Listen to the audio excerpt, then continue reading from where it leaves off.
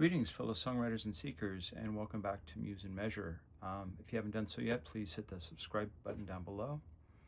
All right, so as we're working with seeds, these song ideas that we get hopefully throughout the day, throughout the week, you just have your ears attuned to picking up little things that people say, or little melodic ideas, rhythmic ideas, concepts.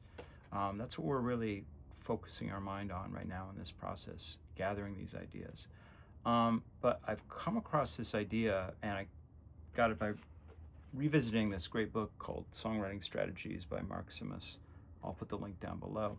And he warns about, in this seed process, about getting too excited and immediately attaching a bunch of filler. So you come up with a little lyric idea, and you're so excited about the lyric, you think it's going to be great, it's going to be an excellent song, and you immediately throw some kind of melody over it just to move it along, right? Just to give it some legs to move. And you move away from that great kernel of an idea, and you kind of throw a bunch of mediocre stuff on it just for the sole purpose of getting it going. And he does a great job of warning against that. And it reminds me of the kind of the Buddhist slogan and Jack Kerouac beat slogan, first thought, best thought, is that you want to stay true to that first thought and its raw simplicity and its directness, and be weary of adding too much to it at first, because you may just be putting a bunch of filler on it, a bunch of mediocre cliched melodies or chords that are not doing justice to the greatness of the idea. And this is very tempting to do, especially like if you get a little idea and you that night you want to work with that idea because you're so inspired by it. It often happens in the recording of the idea itself. I've caught myself doing this a lot, where I'll come up with a lyric idea. Instead of just writing the lyric idea down, I'll feel the need to sing it. But the melody was not part of the initial idea.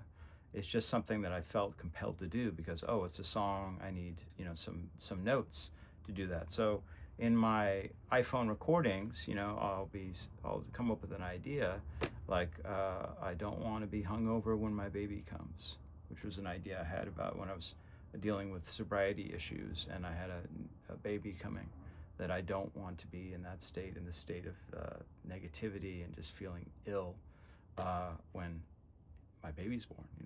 We want it to be a joyous time. So that was a very strong idea.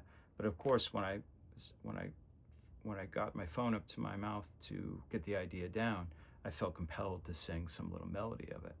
And quite honestly, that melody that I came up with was just some kind of mediocre melody that was just basically filler, as Simos points out.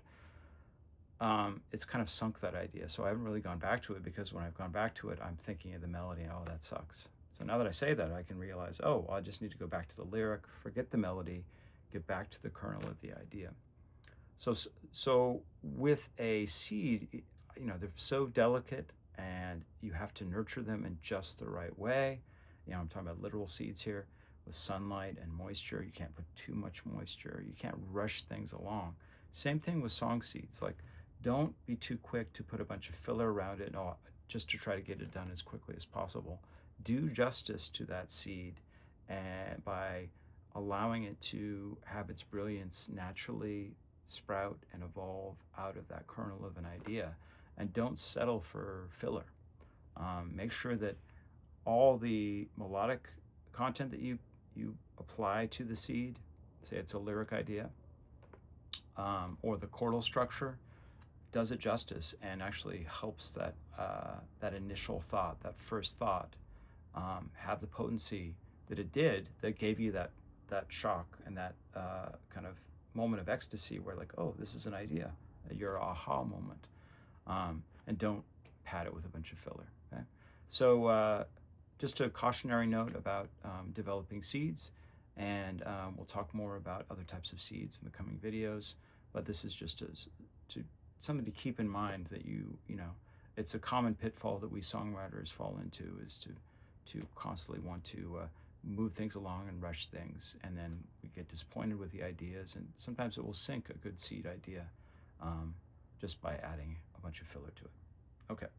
Well, best of luck with your songwriting and seed gathering, and I'll see you next time at Muse and Measure.